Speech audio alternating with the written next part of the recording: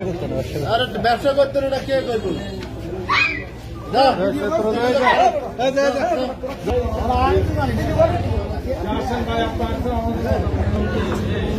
আমাদের লাকসাম ফুড হেভেনের পাশেই জলাতঙ্ক রোগে আক্রান্ত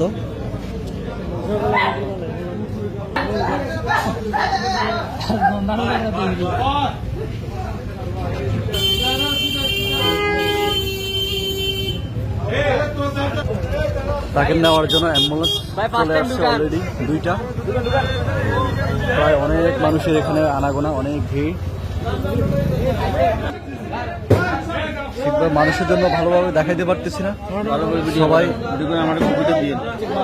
তাকে এখন নিয়ে যাবে মেডিকেলে নিয়ে ট্রিটমেন্ট করবে।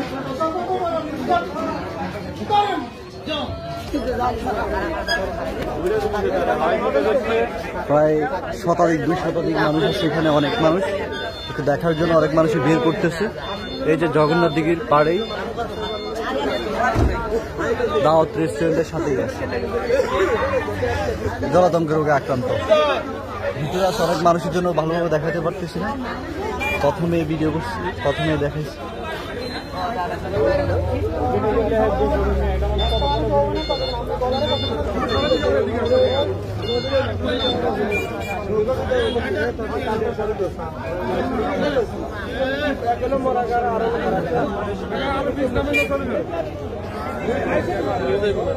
উপজেলা স্বাস্থ্য কমপ্লেক্স থেকে অ্যাম্বুলেন্স আসছে তাকে নিয়ে যাওয়ার জন্য।